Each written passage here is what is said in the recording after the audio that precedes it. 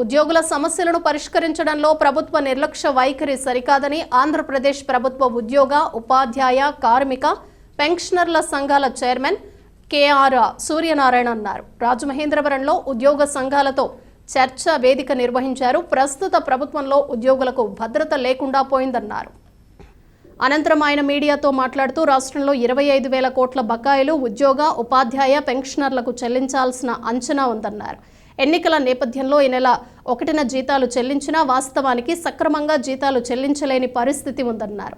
ఎమ్మెల్యేలు, ఎంపీలకు 1వ తేదీకి ముందు రోజే జీతాలు రావడానికి కారణం వారికి చట్టబద్ధత ఉండటమేనన్నారు. ఉద్యోగులు కూడా అలాంటి చట్టబద్ధత అవసరమన్నారు. ప్రభుత్వం మంజూరు చేసిన హెల్త్ కార్డు ఎందుకు పనికి రావటం లేదన్నారు. ఆసుపత్రులకు చెల్లించాల్సిన బకాయిలు 1,500 కోట్లు జమ చేయకపోవడంతో సేవలు అందించలేమని ఇటీవలే ప్రభుత్వానికి నోటీసులు జారీ చేశారన్నారు.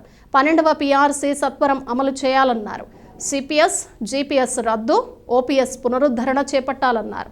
పోస్టల్ బ్యాలెట్ దరఖాస్తు గడువు ముగిసిన తర్వాత కొంతమంది దీన్ని ఎన్నికల విధుల్లో తీసుకున్నారని, దీంతో వారు పోస్టల్ బ్యాలెట్కు దరఖాస్తు చేయలేదన్నారు. ఎన్నికల కమిషన్ కలుగు చేసుకుని తక్షణం వారికి ఓటు హక్కు కల్పించాలన్నారు. నవ్యాంధ్ర ఉపాధ్యాయుల సంఘ అధ్యక్షుడు కరణం హరికృష్ణ మాట్లాడుతూ ఉపాధ్యాయులకు ఉద్యోగోన్నతి కల్పించాలన్నారు. సెక్రటరీ జనరల్ బాజీ పఠాన్, ఉపాధ్యక్షులు పాపారావు, రవీంద్రబాబు, రమేష్ బాబు, నరసింహారావు, మాగంటి శ్రీనివాసరావు, గరికపాటి సురేష్, కర్రి దినేష్, అప్పారావు తదితరులు పాల్గొన్నారు.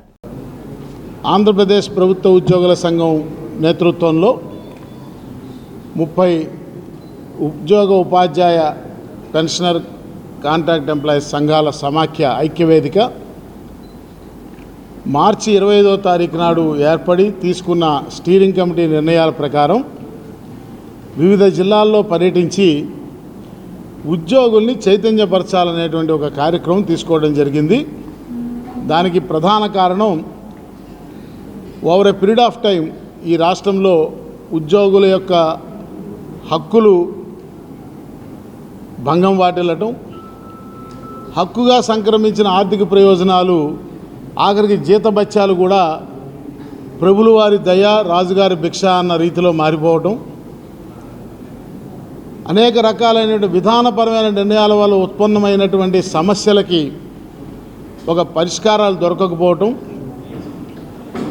ఈ పరిష్కారాలు సాధించుకోవడానికి మా పూర్వీకులు ఏర్పరిచినటువంటి బాట ప్రభుత్వాలతో నిరంతరం చర్చలు జరిపి సంప్రదింపుల ద్వారా పరిష్కారాలు చేసుకోవడానికి ఏర్పాటు కాబడిన పరిష్కార వేదికలు ఏవైతే ఉన్నాయో జిల్లా స్థాయి, రాష్ట్ర స్థాయి, డిపార్ట్మెంట్ స్థాయి జాయింట్ స్టాఫ్ కౌన్సిల్ సమావేశాలు, ఆ పైన మంత్రివర్గ ఉపసంఘ సమావేశాలు, ఇవి సత్ఫలితాన్ని ఇవ్వకపోగా, పీరియాడికల్గా క్రమం ప్రకారం జరగకపోగా వాటిని కూడా ఎంపిక చేసినటువంటి సంఘాల ప్రతినిధులతో ఆ సమావేశాలు జరపటం, ఆ సమావేశాలన్నీ కూడా చాయ్ పే చర్చ రీతిలో సాగటం, ఏ ఒక్క సమస్యకి ఒక లాజికల్ కంక్లూజను ఇవ్వలేకపోవటం.